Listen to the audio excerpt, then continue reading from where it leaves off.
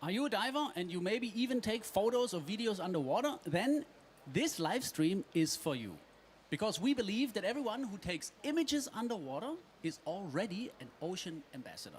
And to make sure that you can do your job properly and inspire people out there to care for the ocean and eventually protect it, we collected your questions beforehand on social media, and we're going to ask those questions to creative professionals from the industry. And we are sending live from the world's largest water sports show here in Düsseldorf, the boat show, which is taking place from 18th to 26th of January. You're going to find us live in Hall 11 at the Pixel World workshop stage.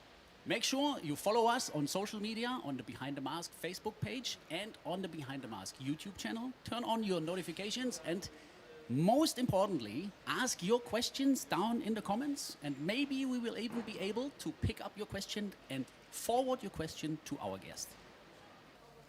And one more thing, by leaving us a comment, you already have a chance to win amazing prizes. All right. So, and here we're sitting now with Casey Astrup from Norway. You know, if you never heard about that name, what are you actually doing? So I'm filming for mainly drama productions in the Nordic region. I came from filming diving videos and wildlife and different stuff, and then I sort of navigated into the movie business, which I have education in movies as a cinematographer, so I always had a foot in film. And that's where I want to be. So like I'm young, you know, I'm 32 now, and I have the dream job to film underwater. Yeah. That's pretty interesting because I think most of the people who actually watch this, myself included, are more like the opportunistic filmmakers. You know, they jump in the water and they hope that the shark swims by and then they film it and they go like, yeah, let's make a movie out of it. I think in your job, the things are completely the other way around. Yes, it's. You know, we always have to plan for everything. We have to have guarantees. So we always talk to the movie producers, and they sit on a budget, and we find the exact time, location, and different crew members that we can have to actually pull off the scene that the director or the script tells us to do. So. Same with wildlife, you have to have a certain location to find, you know, a humpback whale at this kind of visibility. But we also deal with actors, we deal with production design, and in movie business, it's a little bit different when I was filming in the wild or in the fjords of Oslo, or when I was filming in the Red Sea. We are actually trying to do most stuff in the pool. Because in the pools, actually when you watch movies, Netflix, whatever, cinema, most stuff you see is filmed in the pool. And whenever I explain this to, you know, the average Joe, they don't really realize it, and they say like, Titanic, was it filmed in a pool and stuff? Like, yes, it was. You know, like all this, but also a lot of stuff is filmed on location, but still we tend to use pool for safety measurements. We have other temperatures in the pool, you know, for the actors' safety. We have power voltage in the wall because we'll do light setups on everything. And visibility. I have guaranteed 100% visibility. So yeah, that's different. So if I understand right, you're not only like a camera operator, but you're also taking care of like assembling a team and working out some creative approaches to like basically satisfy the director or the overall vision? Yes, well, you know, I've been working big and small movie productions abroad and in Norway, but in Norway we are used to having a smaller film set. You know, maybe we have around 30 to 50 people on set. But on the bigger movies, like the Hollywood movies, you maybe have 150, 200 people on set. And then usually you are booked in just to be the underwater camera operator. You come in, you operate the camera, and you're good to go, and you fly back home. But in Norway, since it's just fewer people, and we tend to coordinate everything, because they come and present to us, we want to do this scene, and we tell them how they're going to pull it off, and we could even build a set for them, or I usually also coordinate all the pre-production, the risk analysis, the safety divers. We do pre-training with the actors. Maybe we do tests, exposure tests, to show the director of photography, because we have a cinematographer on the job already, but he's on the surface. So I'm his, his right hand underwater. I see. So I'm his operator, also on the big movies. Even the director of photography is on the big movies. He might never operate even the camera himself, even though it's on the surface. No, I understand. He actually have a pool of different. He has a Steadicam operator, he has a gimbal operator, he has a camera operator, just normal, and a water operator. So it's kind of, you have a bigger department in the movie business. But yeah, in Norway we provide everything from A to C on when they actually want to film underwater. We use our network. I wish we would have that, right, Hamdan? An operator for everything. You just sit up there and go like, maybe. Wow, cool. Now you've been sending me a photo from where you're actually coming from right now. What do we see in this photo? This is from the new, well, it's fairly new, it's 1 year old, the biggest underwater restaurant in the world, which was built in south of Norway, where I'm actually from. So I live in Oslo, it's 4 hours from south. So I got to know the owners of the restaurant, and they built this restaurant solely to educate the world and people about the sea in life, the life in the sea. So this is not an aquarium? This is not an aquarium. This is actually a restaurant. You have to book. You can't just pass by. It's like it's an 18-course dinner. You have to book in advance, about 6 months. Right now, they are just releasing 1 month for booking every month. And now, I think in January, you can book for September. Okay, cool. And what are you doing there? So I was out there with the Hydroflex housing, which I use for most stuff, and we were filming the freediver from Russia who holds the world record in a range of freediving, and he was at the opening show. And this last week we were filming also because they put out some underwater art from Jason Taylor, who has all these underwater sculptures around the world. But this is him doing a performance for the opening gala at the restaurant. So. And how does how does the restaurant look like from the outside? Can you actually see inside? Yeah, no. Well, you have to go. It looks like the concept is. It looks like almost it's like something left over from Second World War, almost like a container building or whatever, and just sticks up from the ocean. So you see something there, but you really have to go inside, and you see a huge horizontal display, and by the bar they also have a big vertical display that goes from second floor or minus second floor to minus first floor. So it's a very interesting place. Amazing. How did you start doing that? Because I found something on the internet where I can see that you actually have a very close beginning to the rest of us. Yes. So I think this is one of your later things. Let me see. Yeah, this is some of my very early stuff. Like after high school, as soon as I became 18 and we could fly on a holiday on our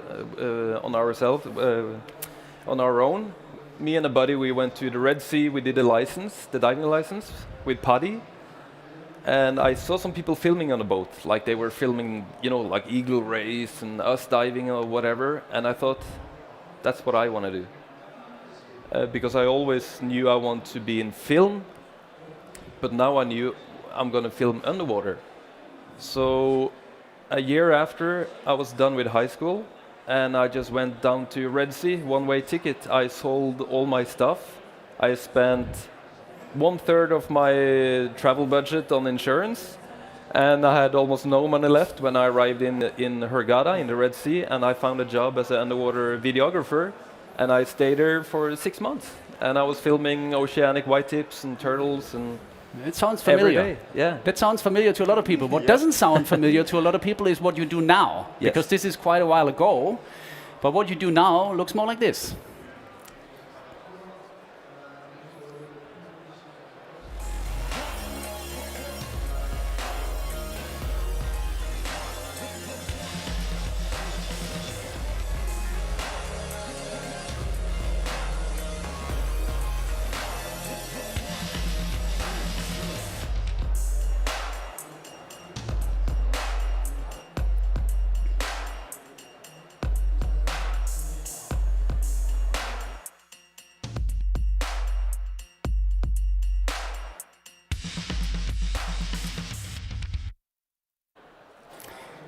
What's the camera like? I mean, I see that there is a completely different housing that is not so usually to be seen out there. What kind of housing is that, and what kind of setting is that? I mean, we can see it's in a pool, but Yeah. So from the Red Sea, we were probably in the last year of using DV cassettes with iCloud housings and stuff, and then the memory card starts popping up.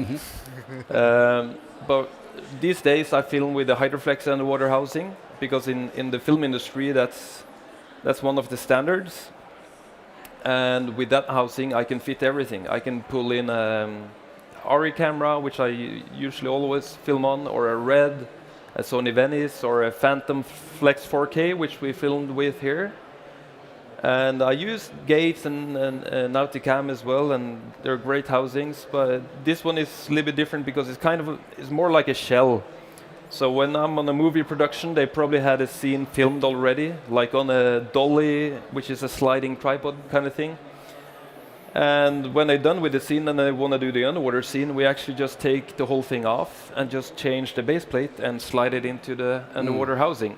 Because we have all these motors on for focus, we have matte box and a big lens, and so it's a different camera system. And you want things to go fast on film set, so it's a bigger shell to fit almost every need that the director of photography in the world are using. So we can facilitate for that in this housing. And as you can see on the picture, I'm having an umbilical to the surface. I don't need it because I can also record and do focus and iris on my wheels, but usually when you're on a movie set, I have a focus puller on the surface. Oh, really? So he's my technical assistant, and he's also the assistant to the surface cinematographer. So they speak together, like open the iris a little bit, we're overexposured, or what can we do with the lights and stuff. We have a gaffer who's in charge of all the lights, and he have best boys, which they are called, and they are his assistants. So we're talking department. We have a camera department. It's me, the AC cinematographer, and we also have a data loader, a wrangler. I give the memory card to him. He do all the backup. Yeah, we have that as well. Sonia is doing that. So yeah, we have a bigger team. And on my cable to the surface, I get power, so I don't need any batteries, for example. We have only that for backup. And you get monitor to land to the surface, so the director can see what we're doing, and for exposure. And then you have the cable to the focus puller. So he's actually pulling all focus for me. And sometimes that's really hard because we don't have time to block the scene, to test where he's going to land, how he's going to fall. If I'm going to go in they might just say in the microphone, move in, or pan left. And then we haven't blocked that. So the focus puller have to pull focus just on a go. So they have a hard job on set, and they are really good at it. And what most people don't know, I told you about most underwater scenes in movies are filmed in pools and not in real locations. But what more people don't know about is that all movies you see, all focus is manual. Nothing in movies is filmed with autofocus. So it's always a guy on set who pulls focus. If you move towards the lens or back, he pulls it, and it's his responsibility. Always. So he's here with me on the surface, and I have all these Coca-Cola bottles on my umbilical, so it actually floats away from my feet. So we always adjust that, for different salinities and different waters. when I go to Canada, we had to take the bottles off because it's less salt, and when I go to freshwater, I need, yeah, so it's different. And we dressed this pool in black because we wanted a neutral background, and we also wanted to recreate he was out in the deep falling in somewhere, because this actor, he actually wanted to reproduce the James Bond scene where he falls. I think it was in Venice or something. And what's special about this one is that we shot it in high speed. So we used a very special camera, which usually it's developed from research guys, but you can shoot in 4K and 1,000 frames per second. 1,000 frames per second. Yes. So And this is also what we saw? yes, that's Okay. 1,000 frames. Wow. So, and when you shoot that much frames per second, you lose a lot of T-stops on your lens. So you have to compensate with a lot of lights. And when you do such high frames per second as well, you have to be on the correct flicker mode, so you don't get flickering.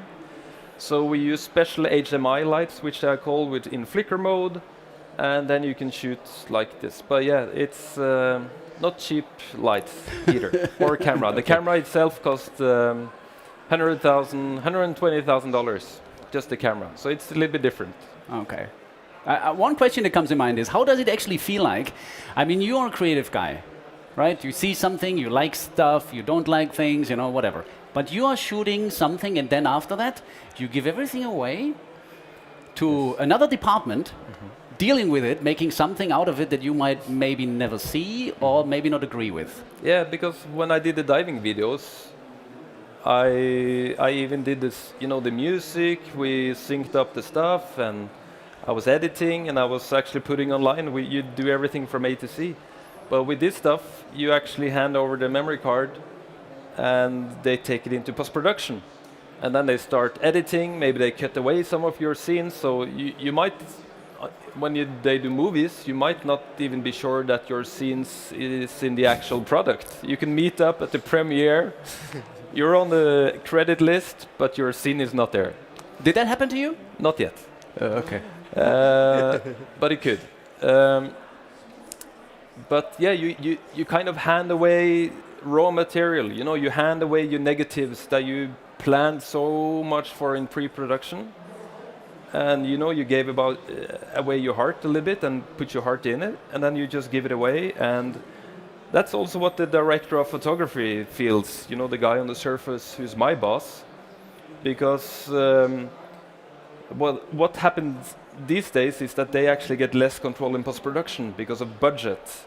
So maybe they don't even have time for them to join in grading, which is very important for a director of photography who made the whole visual style of the movie.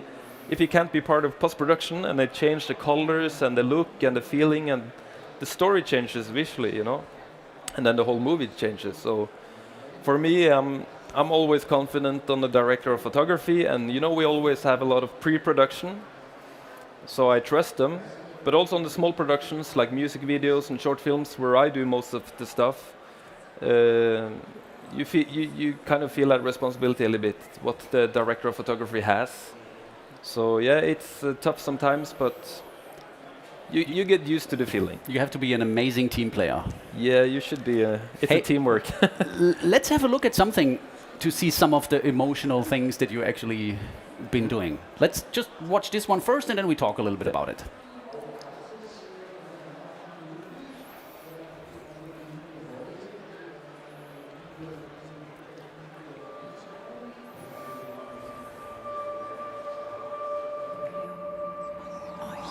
Are you lost? This is a story of the past, present, and the future.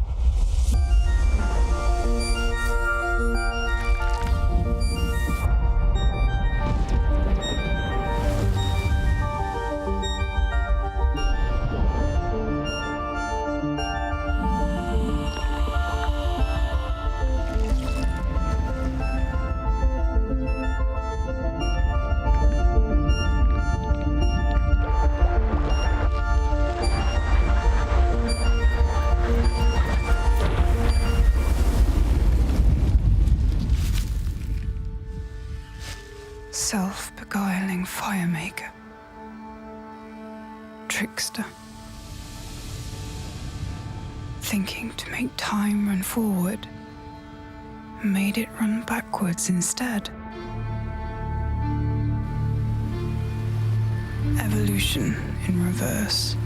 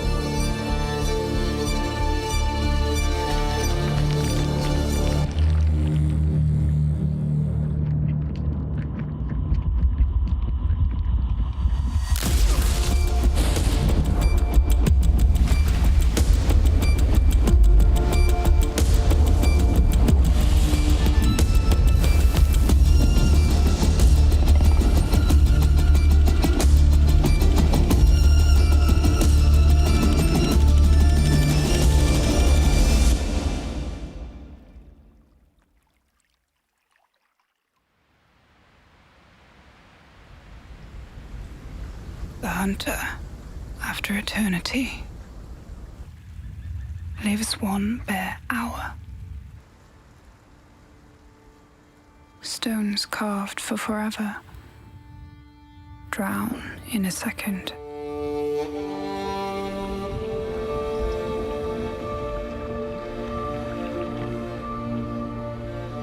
The future will be ancient.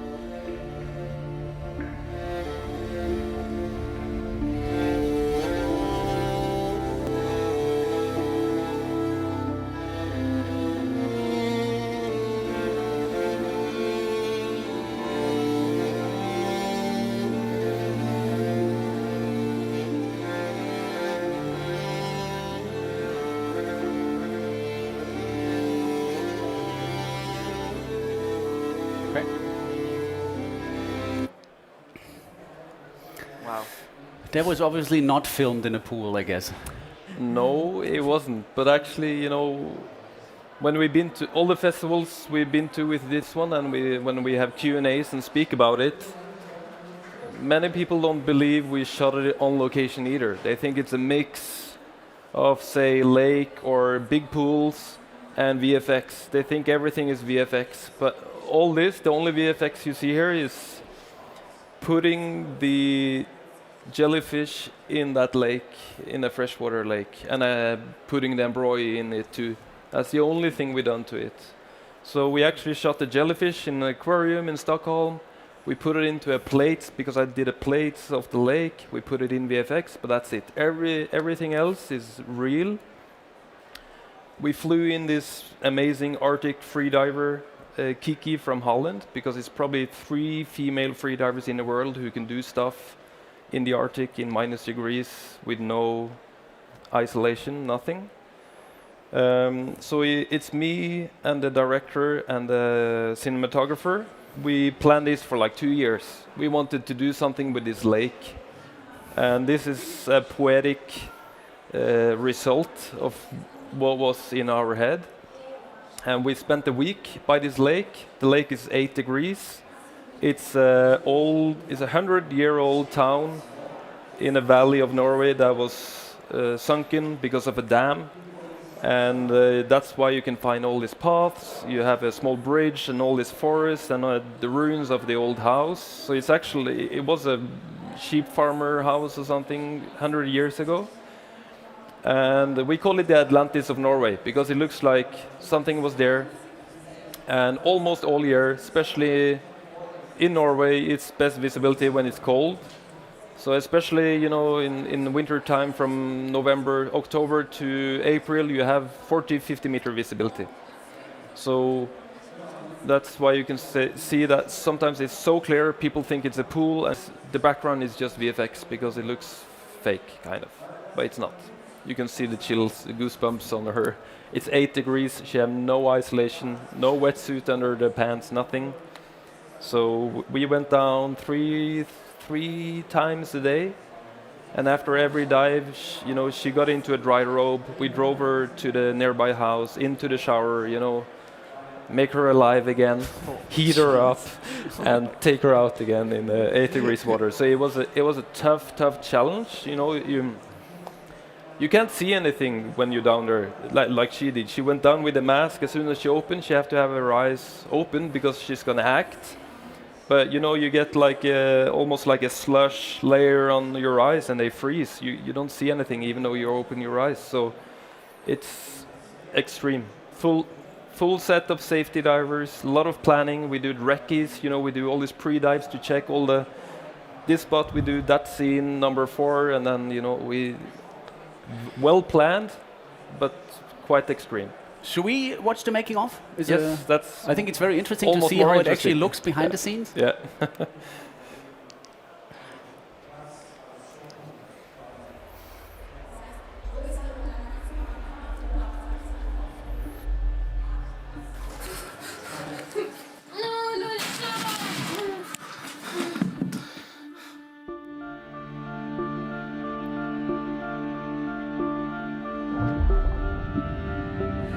Yeah, it's pretty cold. It's pretty frisky. When I got in with the dry suit, I was a little bit scared that it was going to be a lot colder than I anticipated.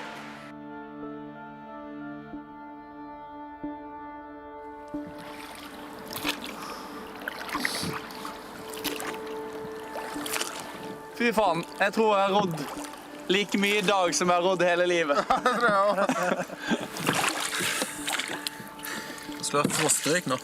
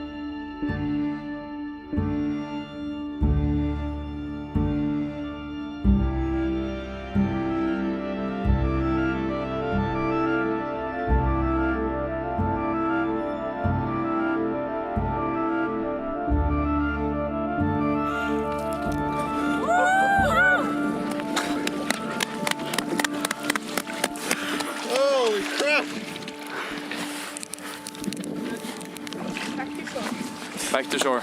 Back to shore, guys. It looks amazing.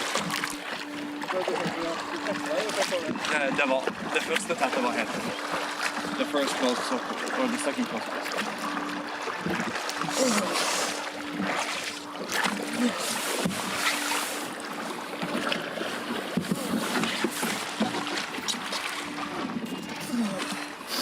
I'm good. This over here? Yeah, thank you. It's okay. Thank you.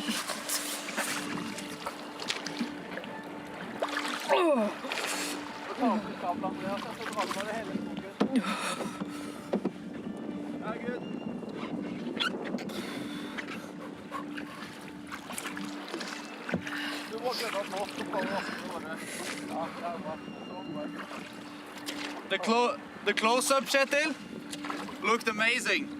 The first close-up and the last.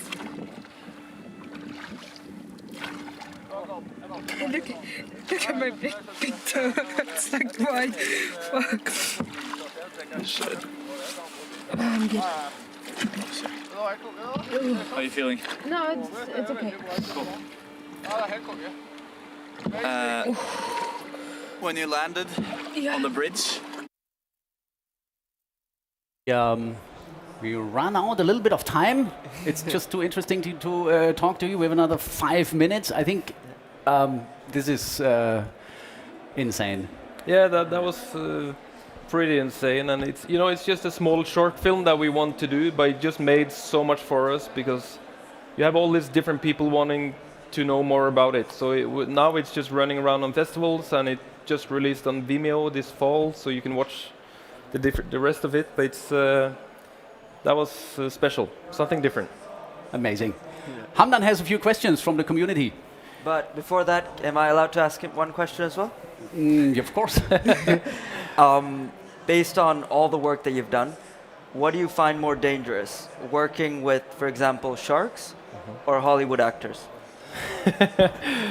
I don't know, because it's such a rush filming sharks, for example. Like I've been in Guadeloupe filming all the great whites with no cage to get the footage without the cage, and it's thrilling, and we have all these researchers on the boat learning us how to read the sharks. But yeah, filming stuff in the cold is harder. Yeah. And the current stuff, like I'm not a big fan of current, for example. But with I don't think actors, any of it's us just are. all very much planned. It's planned to the smallest part that could go wrong, and we do risk analysis. So I don't know. Hollywood actors or great whites, it's the same. Fair. A lot of people are asking for advice for someone as accomplished as you. So if you were able to speak to everyone who's listening in on the live stream, what is one thing that you could tell them, that's someone that's trying to get into this field? I would say, I came from diving first, and then I always had a foot in film, and then I took the big leap. So for me, just having that base of diving, that's paramount to have great diving skills, because as soon as you nail that steadiness of footage and operating, the technical part, is evolving all the time. It pops up a new lamp all the time, new LED technology, but so you always have to follow that anyway. But it's just, buoyancy. And I've been diving all over the world on almost all continents soon, and you know your way around. Like, here comes maybe a current. What do you do when it's cold? So you always try to think one step ahead. Yeah. And so great diving buoyancy skills in different environments, and always bring a backup. Bring double of everything you have, even a camera. That's very good advice. And I think the last question is just on, as you last said, on the cameras. People are asking what sort of setup that you use besides the Hydroflex, and if someone's going into this industry, what would you recommend in terms of owning a camera, or if you have a company that supplies it? Yeah, when we use the big cameras, that's mainly because that's what they shoot with generally on the shoots. So the big cameras, they always come from rental houses. You don't really want to start invest in $200,000 gear. For sure. But personally, I always bring my 5D because it has this huge sensor and we can take awesome photos with it, and you can do like okay HD video. But we always bring the 5D in my Huggerfoot housing, because I bought the Huggerfoot housing many years ago because it was one of the first one on the market with a vacuum pump, so I can actually seal it, and I don't need to worry about leakage. And I still use it today. I used it last week for the underwater restaurant when we did official photos of the new sculpture there. And I had my Einen 240 strobes, which are like super easy, super powerful strobes. And I use a couple of LEDs like solar light and motion. I use some of the first ones that's like 1200 lumens, and they still work. Like I had them for 5 years, and it's like, don't jump on the next thing all the time. You still have 1200 double lumen that could light up a crab or whatever. So DSLR is a good start because you can turn around a lot of nice lenses, a lot of nice LEDs. So, and it's fairly cheap, like compared to the stuff that you actually produce. So I bring my 5D with my Huggerfoot everywhere. Perfect. Yeah. Good. Yeah. Thanks a lot, man. The time is over, faster than we expected. We didn't go through everything that we actually planned. No. I think there's still a lot of questions. Yeah. If you guys have questions, post it under the live stream, and without having his agreement, he will still be there answering it, right? For sure. Okay, cool. Perfect. And we're gonna see everybody else at 2 o'clock, where we have Alex Mustard here. He is right now in the Cayman Islands, so we hope that we can make a Skype call in work here and talk about wide angle and macro photography with one of the real big guys in that field. So this live stream is over now, and see you at 2 o'clock.